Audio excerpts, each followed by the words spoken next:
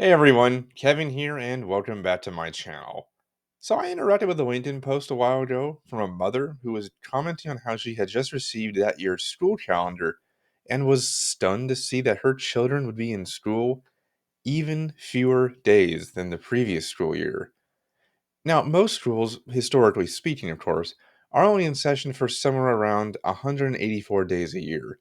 Depends on the district, but most teacher contracts are for about that many instructional and non instructional days throughout the year. And that number is only going to decrease as many schools around the country are opting for 4 day school weeks or most late start and minimum day schedules to accommodate staff development, meetings, events, etc. Like she pointed out in her post, there are now many months where kids aren't even in school for more than 15 days, which again means that practically every week involves at least one of those altered release days in some capacity, which is not a good thing because you cut into instructional time and burden parents after doing that. Those staff development days, work days, and random holidays that schools tend to observe now are rarely ever recognized by anyone else in the workforce. Working parents are just that, working parents.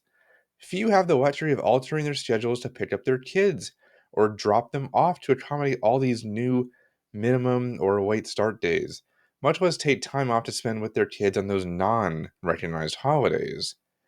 This never used to be a problem per se because there were affordable on site after school programs or childcare for parents to send their kids to until they got off work.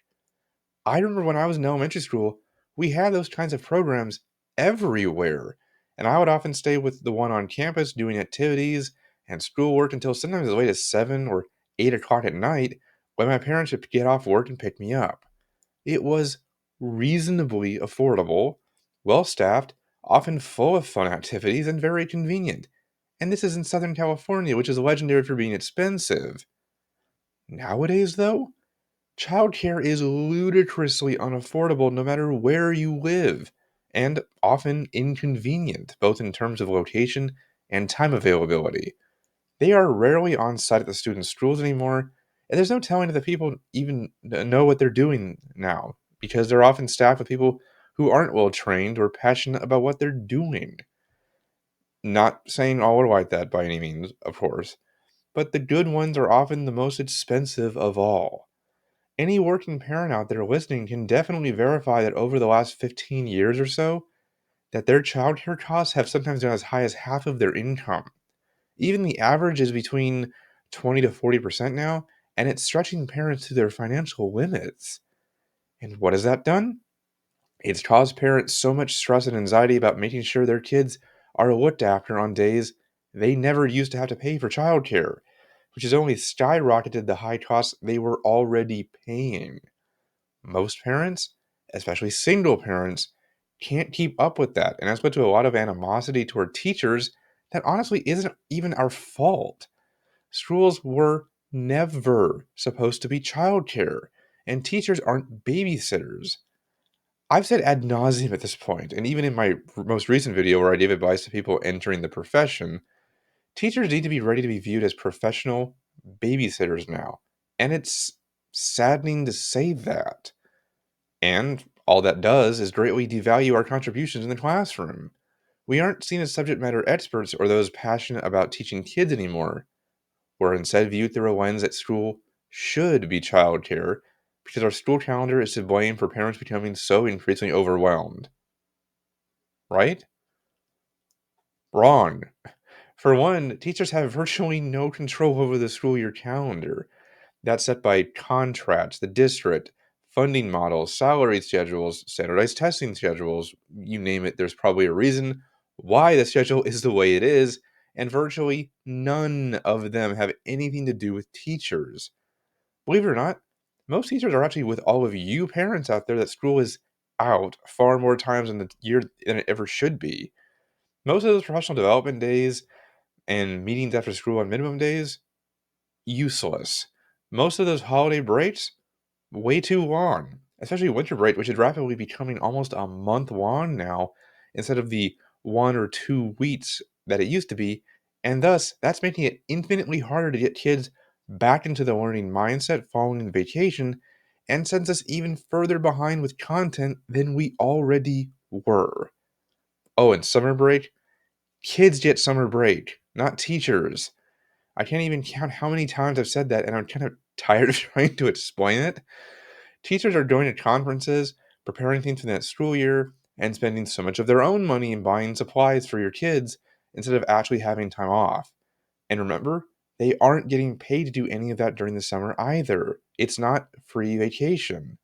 Heck, many people are now actively working summer school now just because they need the money to make ends meet since they don't get paid over the summer. We don't like the breaks either. And not only the structure of the school year is bad, but I've said before on our podcast that the structure of the daily school bell schedules are outdated and need more flexibility too. We expose students to way too much information all at once and try to turn them into essentially Renaissance people while simultaneously not being in school enough to cover most topics in their needed depth.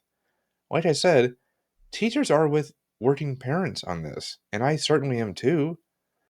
Oh, and secondly, this professional babysitter mentality is actively harmful to teachers and frankly isn't healthy. Educators already do far more jobs than they ever agreed to do or are even paid for. Reducing educators to babysitters robs us of the respect educators need to do their jobs and dismisses the hard work they've put in to get where they are. It isn't a healthy mentality and is a significant contributing factor to why teachers are quitting in droves. We're tired of being devalued and taken for granted. And parents are the ones doing it because they're frustrated about childcare and having to take PTO that they don't have to begin with to care for their kids. With the way the economy is, we're now doubling down on schedules that are geared toward having a stay at home parent when to really live, not just survive, everyone needs two incomes now. The schedule absolutely needs to change. No argument there. And teachers are more on your side than you think. But please don't take out that frustration on teachers who are just trying to make a living and pursue their passion to teach your kids. If we can't at least do that, you only see more and more educators decide to quit the profession because they're tired of that abuse. Please internalize that, or nothing is ever going to get better.